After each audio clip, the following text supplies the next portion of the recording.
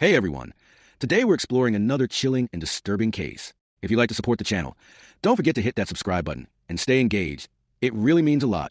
I truly appreciate it. Now, take a deep breath and let's dive in. On a quiet June morning at St. Clair's Medical Center, Dr. Marcus Ellis, a rising star in critical care medicine, was found dead in the physician's sleep room. No signs of struggle, no physical trauma. Just a man in his early 30s gone. Autopsy revealed a massive cardiac arrest triggered by a fatal dose of potassium chloride, a substance used in critical care.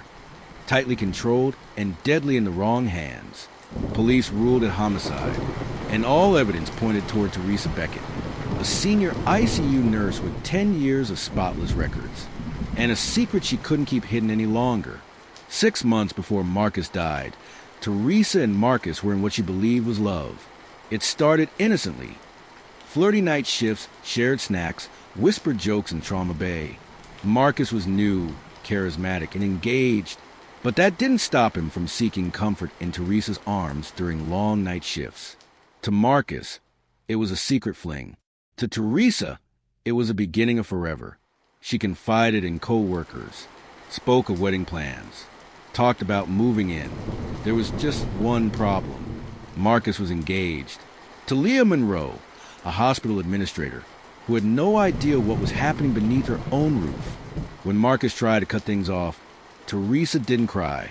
She threatened. "I gave you everything," she told him one night outside the hospital. "You don't walk away from me and stay whole." Soon after, Leah received anonymous emails about the affair. Marcus's car brakes mysteriously failed. ICU medication logs showed unauthorized access. Colleagues noticed Theresa's demeanor shift, moody, erratic, obsessive, but no one thought she was dangerous. After all, she was just a nurse, right? The morning of his death, Marcus didn't show up for rounds. A fellow doctor found him collapsed on the floor, eyes open, lips slightly blue. Resuscitation failed. The time of death, 6:17 a.m. Toxicology flagged potassium chloride, the kind used in controlled ICU treatments. Access to the drug was tightly monitored. Only senior nurses could retrieve it.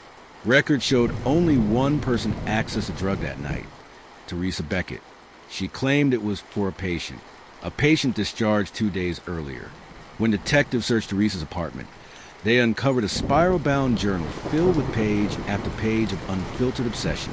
Lines like, "I own his breath. I control his pulse. She'll never know him like I do. He's already mine. He doesn't deserve to walk away. I'll be the last face he sees." They also found syringes and a single unopened envelope addressed to Leah Monroe. Inside, a letter. "You took what was mine. Now we're even." Theresa was arrested at the hospital 2 days later. She didn't resist, didn't deny it. She only said, "He should have known I don't lose." In court, her defense team claimed she was emotionally unstable, suffering from untreated borderline personality disorder triggered by abandonment. But the prosecution argued it was simple. Jealousy, rejection, revenge, wrapped in medical knowledge and weaponized through a syringe. A lead box was delivered to the prosecutor's office. Inside, another journal, dated months earlier. Pages that suggested Marcus may have done more than lie and cheat. He may have manipulated Theresa deliberately.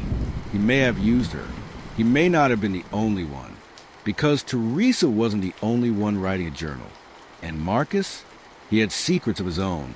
2 weeks after Theresa Beckett's guilty verdict, the story seemed over. Until a young intern at St. Clair's Medical Center, tasked with digitizing old HR files, stumbled across a mislabeled USB drive. It was hidden in a file marked Incident Reports 2013. Inside, 23 confidential memos, all involving Dr. Marcus Ellis. Complaints, allegations, whispers of misconduct, and one very specific report. Emotional coercion of subordinate staff, multiple romantic entanglements, potential grooming. The author? A nurse named Amy Klein. She resigned abruptly in 2018. No one had heard from her since. Amy Klein had vanished. No forwarding address. No trace on social media. No response to emails or phone calls. Until an investigative journalist named Ray Dorsey tracked her down in a small coastal town 2 states away. When he knocked on her door and introduced himself, she didn't ask who he was. She just said, "It's about Marcus, isn't it?" Amy sat down for an off-camera interview. Her voice shook as she described her time at St. Clair's. He was charming at first, but it turned fast. Manipulative. Cruel. He'd build you up just to break you down, especially the ones who loved him. He fed on that. She claimed Marcus had a pattern. Target young, emotionally vulnerable nurses. Make them feel special. Sleep with them. Discard them. Theresa, she said, wasn't the first to fall for him, but she was the first to kill. A forensic psychiatrist reviewed Theresa's journal, court transcripts, and Amy's testimony. His conclusion? Theresa had untreated borderline personality traits, abandonment sensitivity, obsessional behavior. But the spark wasn't just internal. It was ignited by Marcus's manipulation. He played with fire. According to his report, Marcus had all the traits of a covert narcissist. Charming, strategic, and highly manipulative, which made the hospital's cover-up even more damning. Because according to internal records, they knew St. Clair's had quietly settled 3 complaints tied to Marcus Ellis, all involving female nurses, all signed under strict NDAs, and all buried to protect the hospital's reputation. Theresa's case was just the first to go public, because someone died, but Marcus left a trail. And buried at the bottom of the HR archive was a final, unsent letter he wrote weeks before his death. To Leah Monroe, his ex-fiancée. "Leah, I've made mistakes. More than you know. If anything happens to me, don't blame her. I started this. I lit the match. But I think someone else is watching. Someone who knows everything. M." The note was never sent. It was folded between pages of his personal schedule, dated 1 day before his fatal dose. The last patient Theresa treated that night was logged under a false name, and the IP address used to email Leah about the affair wasn't hers. Because now, the question isn't just who killed Marcus Ellis. It's who else wanted him dead, and who's still inside the hospital. After the letter from Marcus hinted that someone else was watching, the investigation took a sharp turn, back to the anonymous emails Leah Monroe received.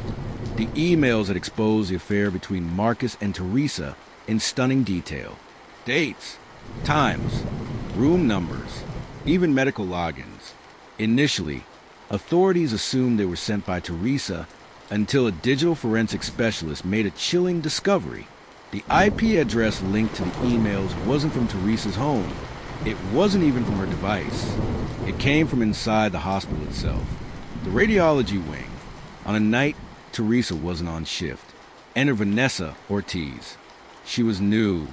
Transferred from a hospital in Houston after a confidential workplace dispute. Quiet, observant, stayed out of drama, barely left a trace. But something didn't sit right. She had been present the night the emails were sent. And according to access logs, her ID badge had swiped into the admin hallway where Leah's office was located. Twice. After hours. When questioned, Vanessa claimed she was looking for a missing medication cart. But security footage told another story. She wasn't alone. At 2:14 a.m., surveillance captured Vanessa meeting with Marcus in the corridor outside ICU Room 9. No audio, but the footage showed Marcus speaking animatedly, and Vanessa crying. She pressed something into his hand. He walked away, and she remained, still frozen. That was 12 days before Marcus died. Vanessa never reported the meeting, and when police tried to reach her again for follow-up, she was gone. Apartment cleared out. No resignation letter. No forwarding info. A week later, a whistleblower for within hospital administration stepped forward anonymously. They leaked an internal incident report filed by a nurse against Marcus in 2019. The nurse's name? Vanessa Ortiz. The report alleged sexual coercion, verbal humiliation, promises of career advancement in exchange for intimacy. It was marked resolved internally. No action taken. The document had been buried. But the hospital knew. At this point, investigators began to reconsider their timeline. Yes, Theresa had motive. Yes, she had obsession. Yes, she accessed potassium chloride. But now, another possibility emerged. What if she didn't act alone? Or worse, what if she didn't act at all? Because the dose that killed Marcus didn't match her log withdrawals. And the schedule of events placed her on a break 13 minutes before time of death. That's when a nurse from the cardiac unit, off duty that night, came forward with something haunting. A note found in the locker room. No name, just handwriting. She loved him. I hated him. One of us had to finish it. Because Vanessa isn't the only one who disappeared. And when authorities pulled Marcus's personal laptop from evidence, they found a folder titled, "For Insurance Only." Inside, a will, a confession, and a video never played. After weeks sitting in an evidence locker, Dr. Marcus Ellis's personal laptop was finally decrypted. On the desktop, one folder stood out, titled in all caps, "For Insurance Only." Inside were a scanned will naming no family, no fiancé, just a private trust, a $1 million life insurance policy, a video file, final_statement.mov. The laptop had been created under a hidden user profile, likely unknown to hospital IT. What Marcus recorded inside that video would upend everything investigators thought they knew. The footage opened with Marcus sitting at his home office, hair unkempt, eyes heavy. If you're watching this, something went wrong. And I know how that sounds, but I've made too many enemies to believe I'll die of natural causes. He takes a breath. I've lied. To Leah, to Theresa, to the board, to everyone. He admits to having relationships with multiple nurses, manipulating them, playing them off one another. But then, he says something no one expected. Theresa wasn't the one threatening me. Not at the end. There's someone else. She knows more. She has everything. I tried to cut her off, but she told me if I left, she'd bury me. Her name. The file ends. Corrupted. Final seconds lost. The name? Gone. The $1 million life insurance payout was set to go to a blind trust. But here's the catch. The trust was established by Marcus, but the listed trustee's name was redacted in all printed forms. Investigators subpoenaed the insurance company, and after weeks of legal blocks, the trustee's name was finally revealed.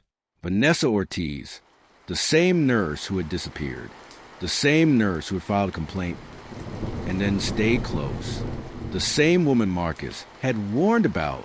Following the lead, investigators searched property records and found Vanessa had rented a storage unit under a false name, paid in cash. Inside, 2 phones, a burner laptop, printed emails between Marcus and hospital executives, blackmail material, and a vial of potassium chloride, still sealed.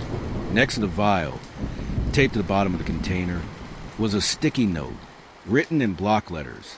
He took everything from me, so I took everything from him. V.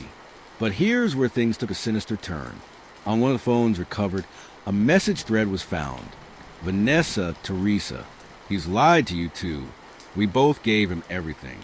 I'll handle the first move. You handle the cover. Theresa never responded.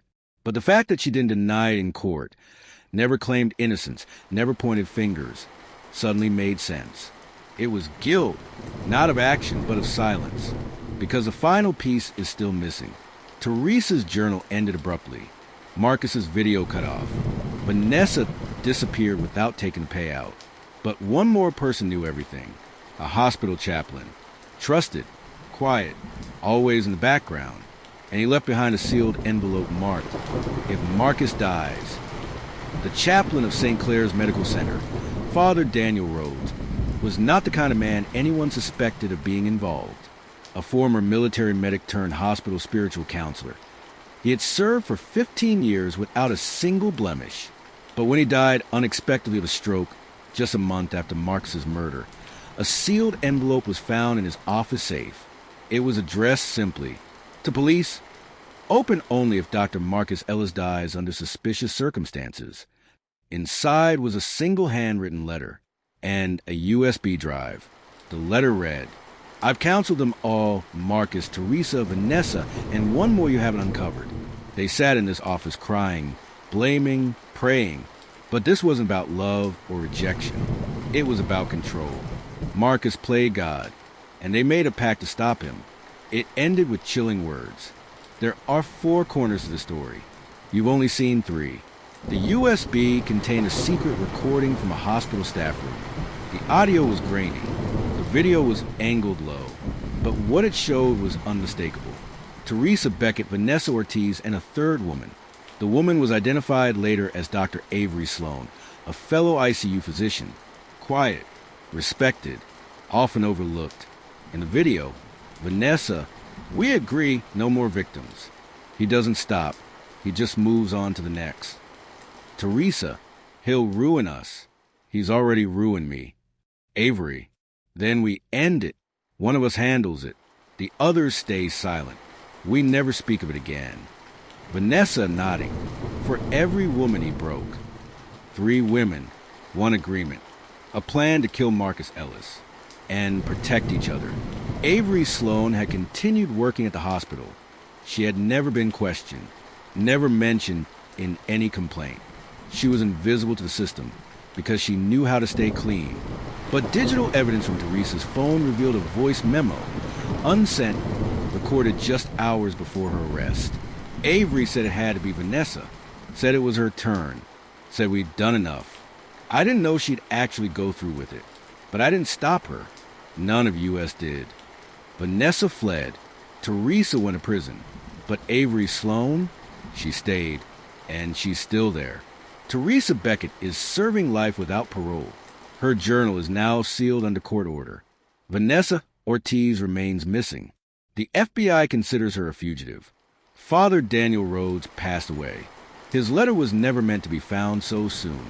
Dr. Avery Sloan continues practicing medicine under watch. Authorities say no criminal charges have been filed due to lack of direct evidence. Leah Monroe, Marcus's ex-fiancée, has gone silent. Her last public statement was, "He broke more than just hearts." In the end, this wasn't a love story. It was a power struggle in a white coat world, where intimacy was used like a weapon and silence became the sharpest blade. Marcus Ellis played with people like pawns. But even pawns can become queens when they move together. The ICU saved lives. Until the night it took one in return.